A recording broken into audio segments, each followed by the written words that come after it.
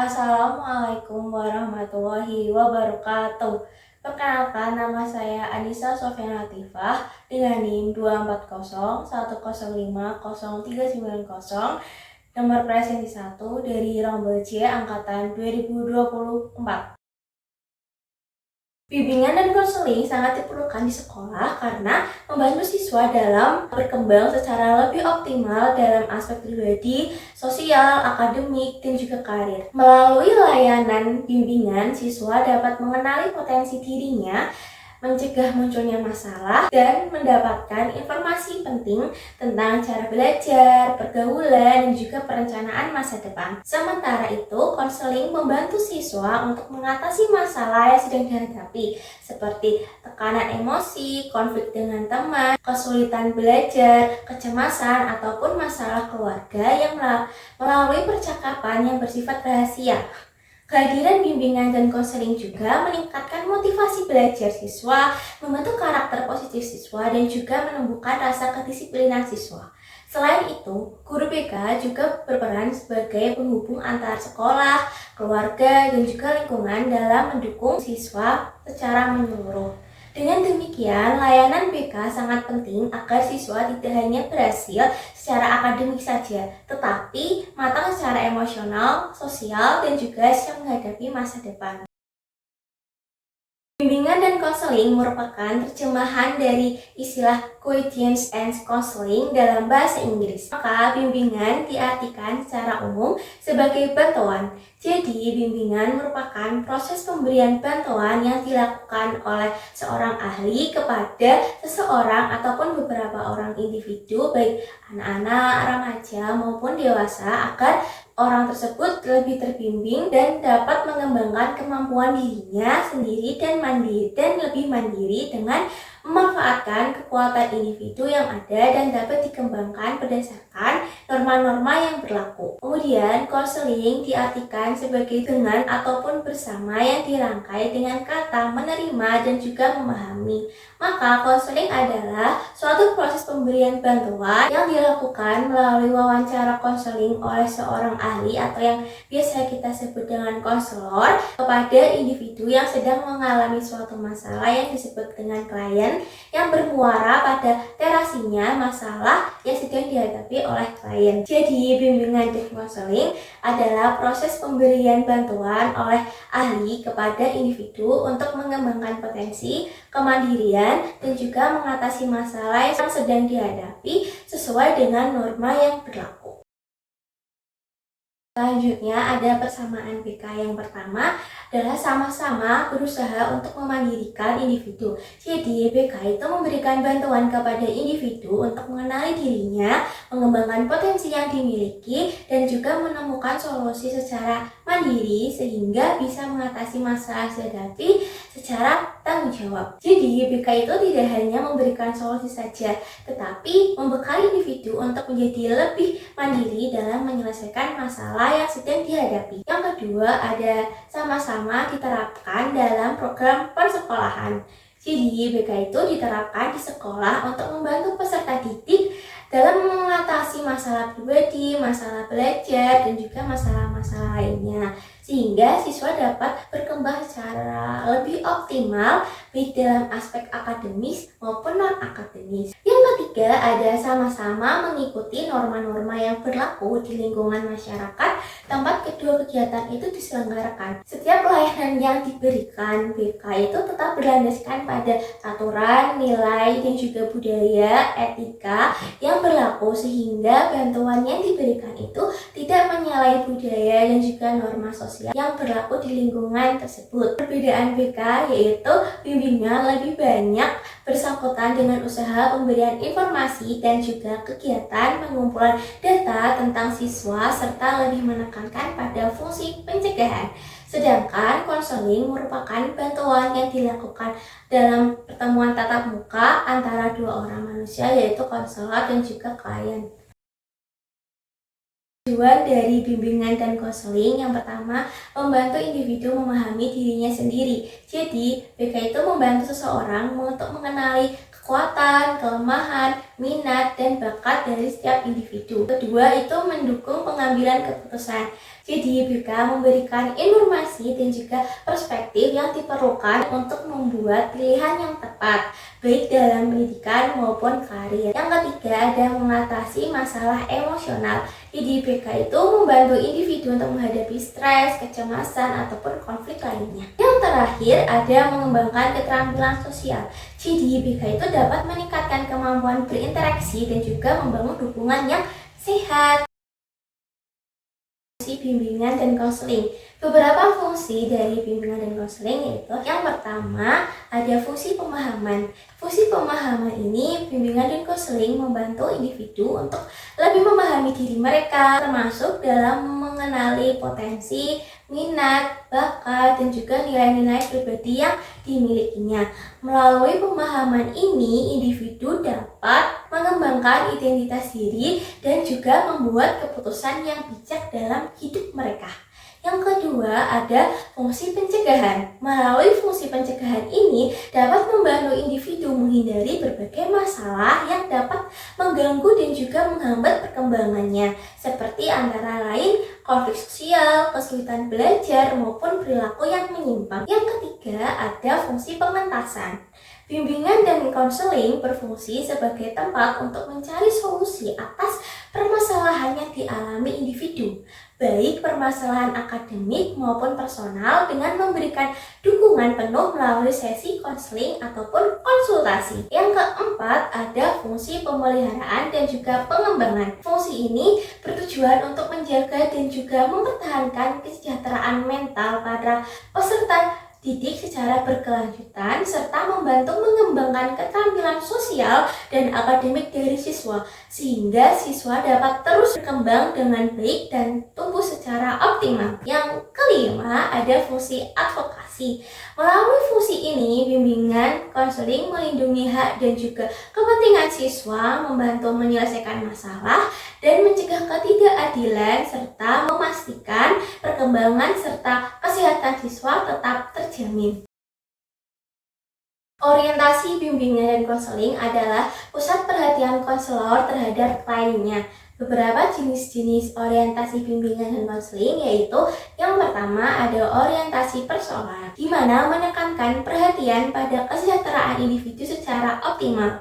Kepentingan individu selalu didahulukan tanpa mengabaikan kepentingan kelompok, karena kebahagiaan anggota kelompok akan berkontribusi pada tercapainya kesejahteraan kelompok secara keseluruhan. Yang kedua ada orientasi perkembangan, menekankan pentingnya membantu individu berkembang sesuai dengan tahap kehidupannya saat ini dan berfokus pada masa depan. Fokus utama dalam orientasi perkembangan adalah menghilangkan hambatan yang mengganggu laju perkembangan klien. Yang ketiga ada orientasi permasalahan.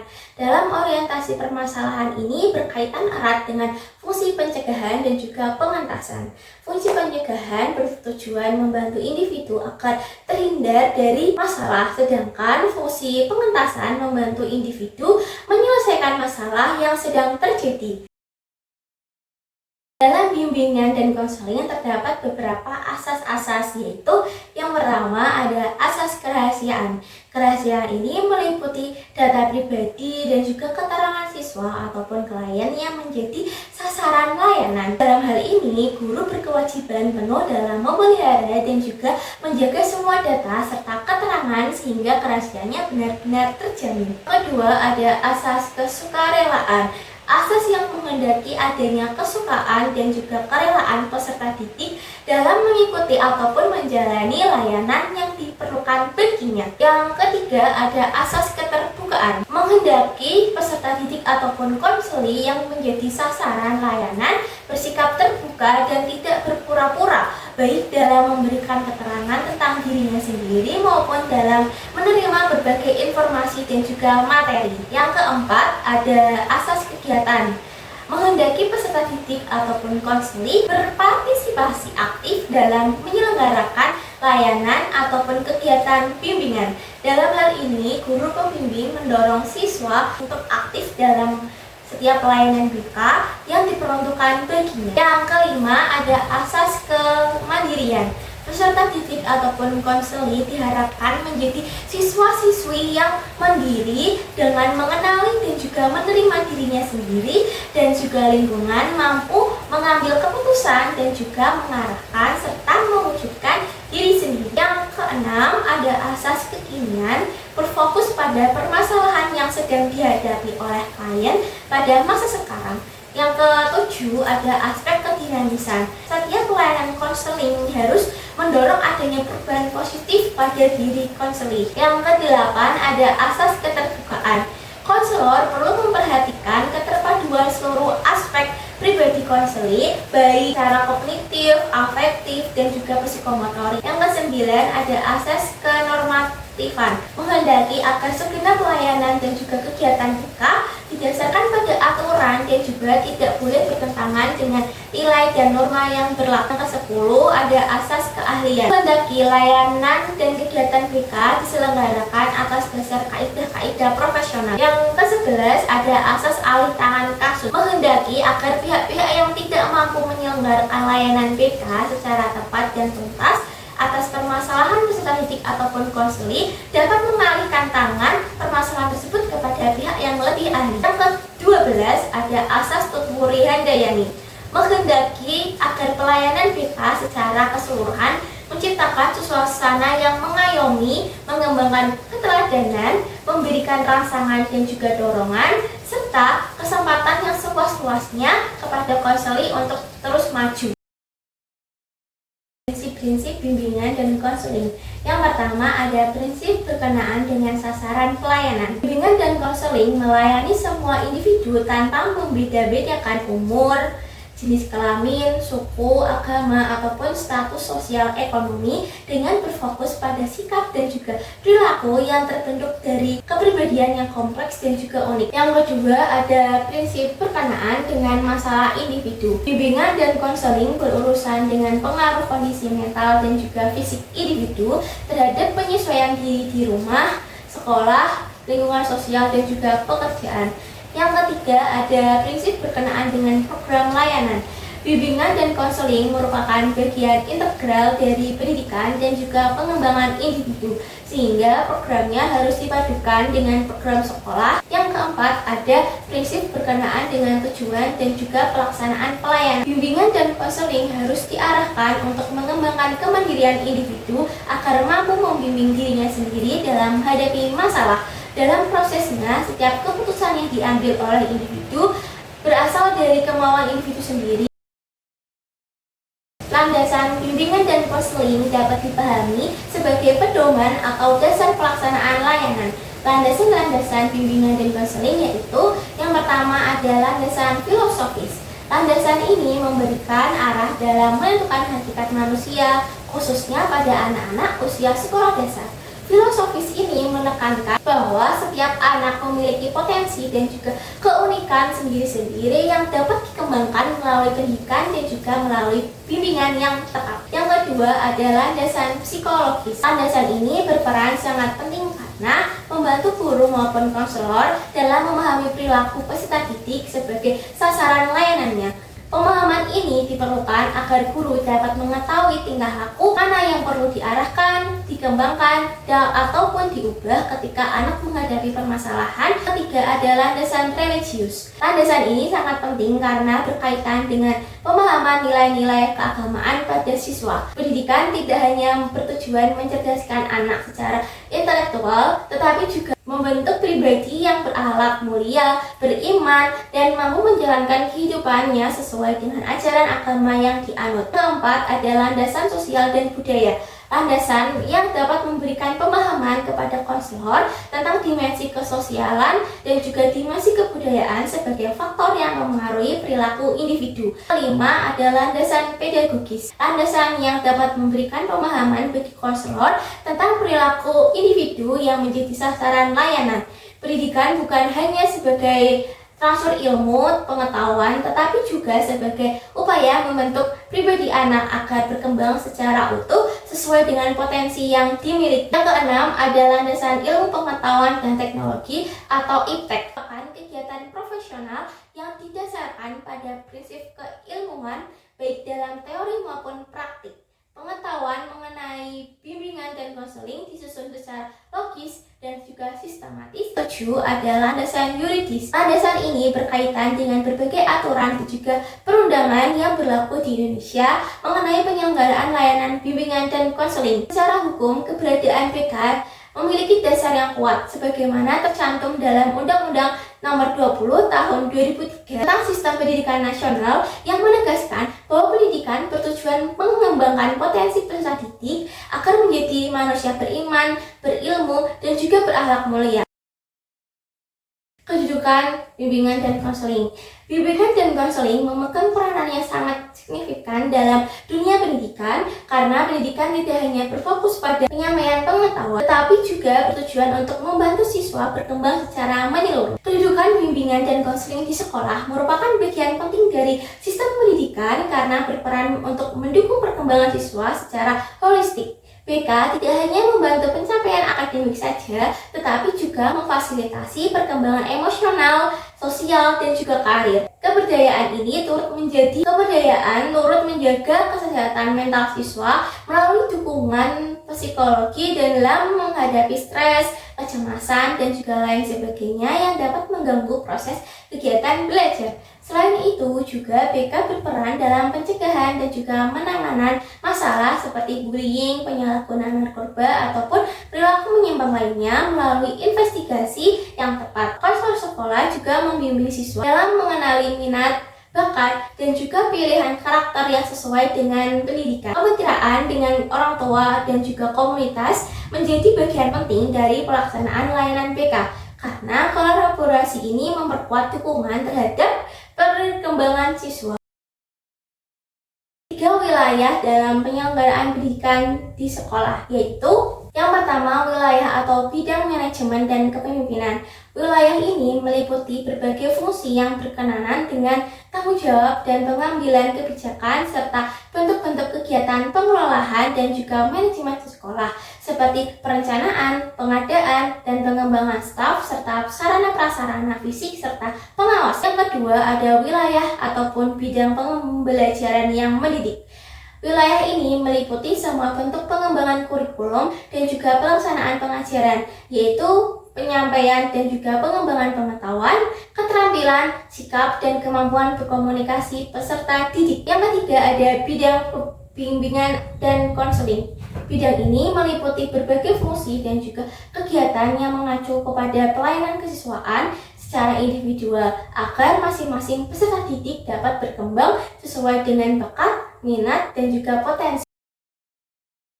Keunikan dan keterkaitan tugas guru dan juga konselor terlihat bahwa keduanya sama-sama berperan dalam mengembangkan peserta didik secara utuh. Namun, memiliki fokus layanan yang berbeda tetapi saling melengkapi, di mana guru bertanggung jawab pada proses pembelajaran bidang studi dan juga pembentukan karakter melalui interaksi belajar mengajar, sementara konselor menangani perkembangan pribadi, sosial, akademik, dan juga karir peserta didik melalui layanan khusus bimbingan dan konseling. Sehingga dalam prakteknya, guru dapat merujuk pada permasalahan siswa kepada konselor ketika masalah tersebut membutuhkan penanganan yang lebih mendalam, serta konselor dapat melakukan tindakan yang lebih lanjut dengan bekerja sama dengan guru jika masalah siswa berkaitan dengan proses belajar, serta keduanya berada pada wilayah penghormatan bersama dalam mendukung perkembangan optimal siswa, menjadikan hubungan guru dan konselor sebagai kemitraan fungsional yang saling menunjang pencapaian kompetensi dan juga kesejahteraan siswa secara menyeluruh. Karakteristik pribadi dan kompetensi profesional yang harus dimiliki pendidik abad 21 dalam memberikan layanan bimbingan menerapkan komunikasi empatik mencakup kepribadian yang matang, stabil secara emosional, bijaksana, rendah hati. Seorang guru BK dituntut memiliki kecerdasan interpersonal yang baik agar mampu memahami perasaan, pengalaman, dan latar belakang siswa secara lebih mendalam. Kemampuan mendengarkan aktif tanpa berprasangka, kesabaran dalam menghadapi berbagai karakter, serta kepedulian tulus terhadap kesejahteraan siswa menjadi bagian dari komunitas empatik.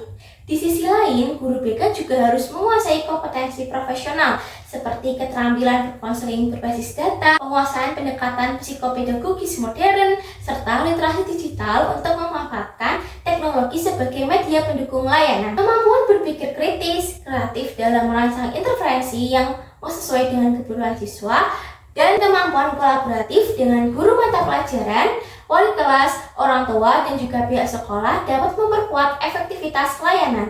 Dengan kombinasi karakter dan juga keahlian tersebut, guru BK mampu menciptakan komunikasi yang empatik, lingkungan psikologis yang aman, meningkatkan rasa percaya diri siswa, membantu mereka mengekspresikan perasaan, serta menyelesaikan masalah sesuai dengan konstruktif dan juga kesiapan dalam menghadapi tantangan akademik, sosial, maupun karir di masa depan.